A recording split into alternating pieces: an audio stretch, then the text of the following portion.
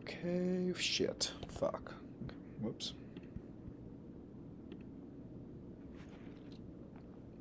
Okay. In this presentation, we're going to go over how fiat has failed throughout history. We're going to start here at the Song Dynasty with the Jiazi, Jiaozi in China in the 10th century. During the Song Dynasty, the world's earliest widespread paper money, known as Jiaozi, was introduced in the Sichuan region.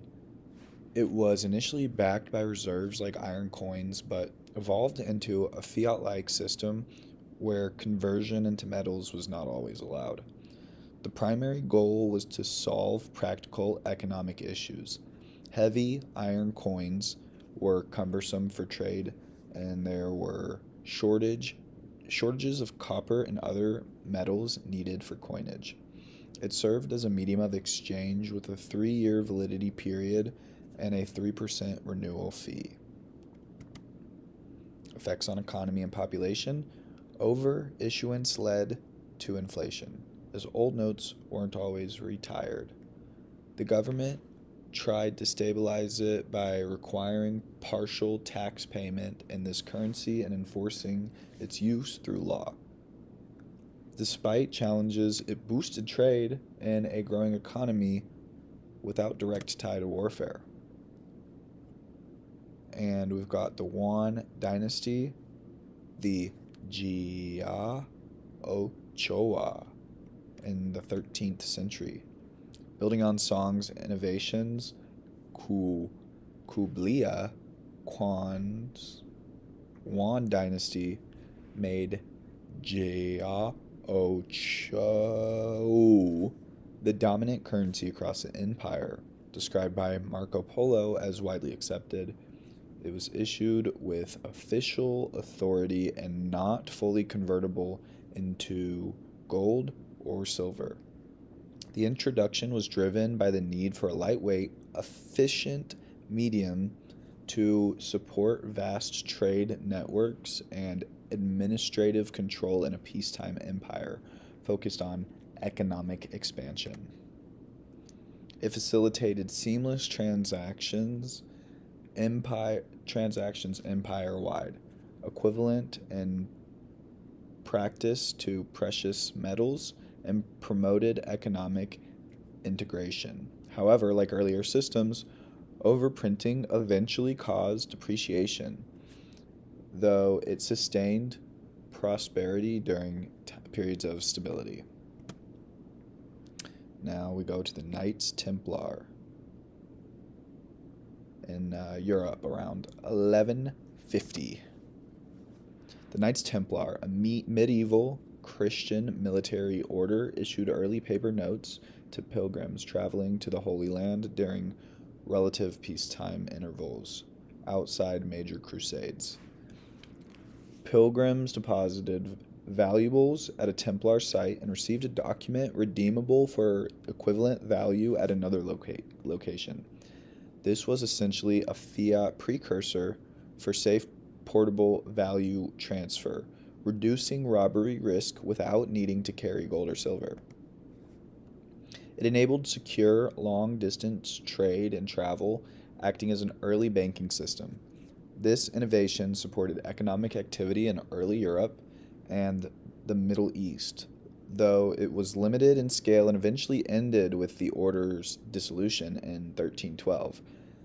This was the only fiat system that actually worked, but it was actually backed by valuables. Bank of Stockholm, paper money, Sweden, 1661. Johann Palmeström's private bank of Stockholm created the Swedish crown, issued Europe's first regular paper banknotes. Introduced during a period of economic reform and not amid war, it aimed to provide a convenient alternative to heavy copper coins, serving as a circulating medium backed initially by deposits but functioning as fiat when overissued. Effects on the economy and population. The system initially eased transactions, but collapsed due to overprinting, leading to rapid depreciation. By 1668, the government took over, and by 1776, Sweden returned to a silver standard. This highlighted fiat risks, but influenced later European banking. Bills of credit in American colonies in the 18th century. Various British American colonies, such as Pennsylvania and Massachusetts, issued bills of credit as paper notes during peacetime colonial administration.